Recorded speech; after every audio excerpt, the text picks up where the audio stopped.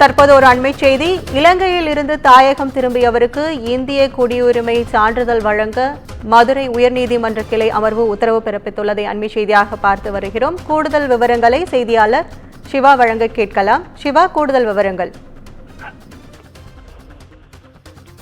India இலங்கை ஒப்பந்தத்தின்படி இலங்கையிலிருந்து India வந்தவருக்கு இந்திய குடியுரிமை சான்றிதழ் வழங்க வேண்டும் என்று உயர்நீதிமன்ற மதுரை கிளையினுடைய அமர்வு தற்போது அந்த உத்தரவை பிறப்பித்திருக்கிறது. குறிப்பாக திருச்சி கொட்டம்பட்டு அகதிகள் முகாமை சேர்ந்த ஜெயமணி தாக்கல் செய்த இந்த வழக்கு இன்று உயர்நீதிமன்ற மதுரை கிளையில விசாரணைக்கு வந்தது.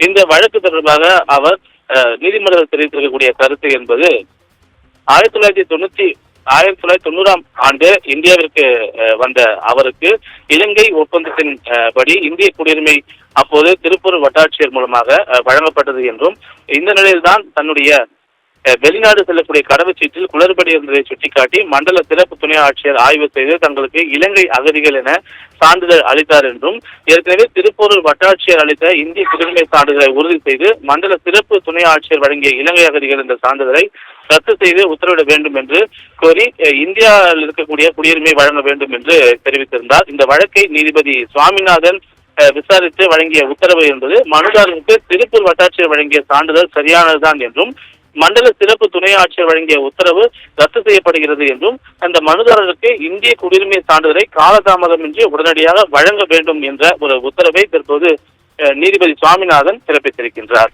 கற்பகம், உங்கள் கூடுதல் விவரங்களுக்கு நன்றி சிவா.